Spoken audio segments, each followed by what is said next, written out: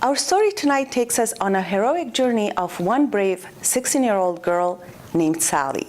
Magdalene may not be able to see, but she has a clear vision for her future, and this tutoring center behind me is helping her get there. San Diego Public Library and other branches around the city are taking part in this free 3-month program, which offers classes and workshops hoping to engage students by expanding their curiosity about science and perhaps create future scientists. Effective tomorrow, this plastic bag will cost you 10 to 15 cents at the grocery stores. Ecuador's President Rafael Correa recently cut internet access to WikiLeaks founder Julian Assange. Assange is currently living in an Ecuadorian embassy in London as a refugee. Well, how would you like the audience to leave? I mean, I would like them to leave feeling enlightened, moved, engaged. I would like them to leave with a different perspective on that part of the world that we so often only hear about in the news headlines. What is this? Have I married a pair of statues? This is the story of two women in Kabul, Afghanistan, married to the same man, living under one roof in a society where women's rights have been under attack. Their friendship is formed through trauma and courage. Sometimes I think about putting chili in his toothpaste. Do you think Allah would forgive me for that? I know I would. Playwright Ursula Rani Sarma says the story of suffering in 1990s war-torn Kabul is important today.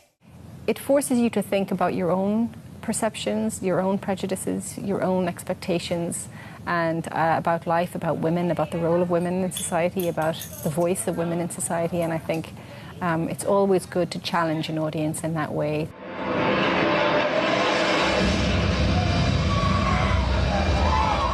The story weaves through events over 3 decades of war. Old Globe artistic director Barry Edelstein says the play puts Afghan culture center stage. It tells us a story about another part of the world that has really concerned the United States now for over a decade. And it's a pleasure to understand and to empathize with the experience of people who are, on the one hand, so remote from us, but on the other hand, are having experiences that resonate with our own humanity in a deep, deep way. Plotting against me? No! Stop it! Don't do this! Don't hurt her! You win! Director Kerry Perloff says there are lots of similarities between the character Rashid, husband of the two women, and some Americans today. There are many people in this country who feel, for whatever reason, that their jobs have been taken from them or that they have been treated unfairly, particularly men, and so when they lash out at women or people of other races, it comes from a place of fear, which is exactly what happens with Rashid. No, mine! I want you! Deciding which parts to use and what to leave out of the book was a challenge, says Rani Sarma. We have created is an adaptation that feels really, really theatrical. It doesn't feel like a book that has been retold on stage, and I think that's a real success of it, actually, and something I feel quite proud of.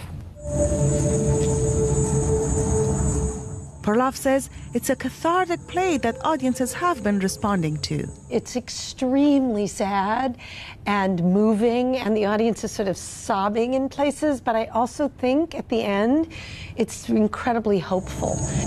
The most beautiful thing I have ever seen. For KPBS News, I'm Marya Fani. What I remember, it wasn't pretty. I remember that we lived in basements. Like the whole family used to go to one basement and just wait for the bombing to stop.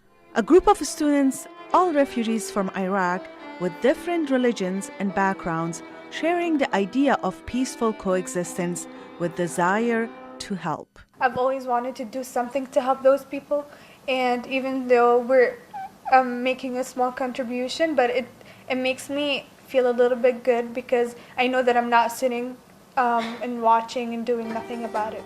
By playing music, selling treats, and entertaining, all for a donation, this group has launched Melody for Peace, a fundraising campaign helping families and war survivors in the Middle East. Their message? We're Melody for Peace. We're an organization that was established by a group of college students. We came together with this idea how to, just affect the people that are around us, because we came to the point of understanding that the right thing to do is no longer to care for ourselves only, but to care for the people that are outside of our immediate circle. 100% of donations are given to those in need. Marya Fani, News Scene.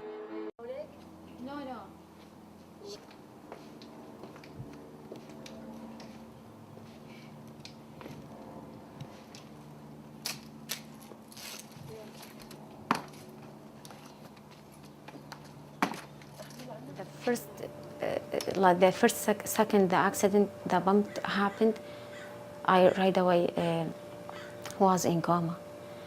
And then 5 days after the accident, I woke up and I realized like I wasn't even talk. Can you describe, possibly, is it okay for you to describe what happened that day? I was really happy with my family, especially with my husband and my daughter. And because I got married 2000 and I got a baby 2001. My daughter, her name was Valentina, and I was pregnant 9 months with my boy. It was 10:30 at night. We were sitting in a room. We were drinking hot tea.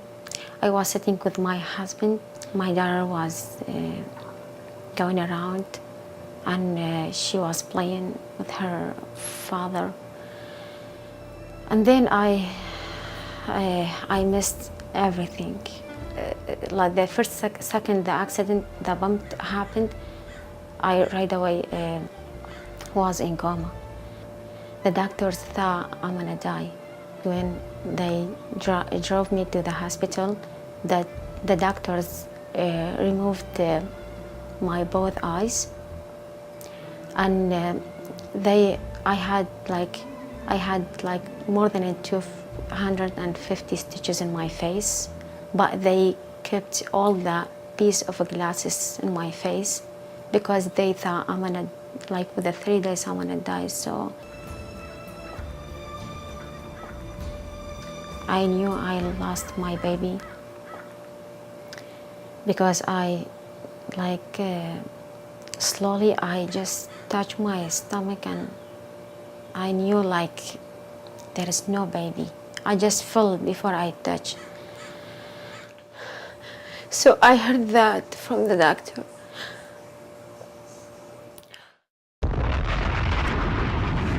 Known as the mother of all bombs, and over 21,000 pounds hit the Nangarhar province of Afghanistan. The target, according to the White House, the tunnels and hideouts of ISIS. We targeted a system of tunnels and caves that ISIS fighters used to move around freely, making it easier for them to target U.S. military advisors. Assembly District Delegate at California Democratic Party, Fayaz Nawabi, calls the action, quote, disgusting and disturbing, using Afghanistan as a testing site for this bomb, end quote. In a phone interview, Nawabi says he has family members living near the province, and his biggest concern is the unknown amount of casualties as well as the ecological and environmental impacts there. Owner of Royal Grill, Musa Saeed, questions the target. What they did today was it was supposed to be done where the heart of ISIS is, which is Syria, Pakistan. Majority of students we talked with are not in favor of the strike. I don't think that it was necessary. It makes me really sad considering all the people that are being affected. We shouldn't even be dropping bombs there in the first place. We shouldn't even be there. The fact that we're there is kind of shady. With a tweet shortly after the incident, former Afghan President Hamid Karzai strongly condemned this action, while President Trump is calling it successful. We are very proud of them, and this was another very, very successful mission. Marya Fani, News Scene. This is Armando Tejas at the Bernie Sanders rally in San Diego, trying to gain support for his cause. A concerned father who wants reform of family rights laws for parental equality in the courtroom and justice system.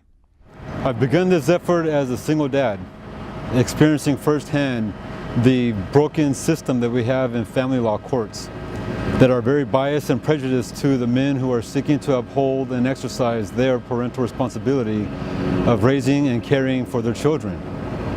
Fathers are facing challenges often in family courts. I have 2 clients who have gone through incredible injustice in their own divorce matters.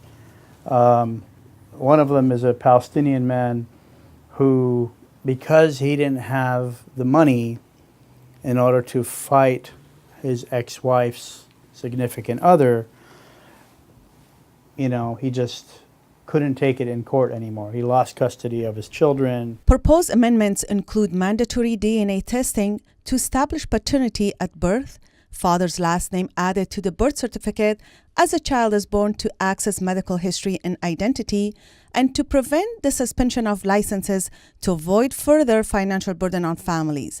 Tayez believes the reform will not change mothers' rights, but it reduces the prejudice, scrutiny, and bias fathers often face in family courts. His birthday wish is to call on President Obama and enjoy his family. Marya Fani, News Scene.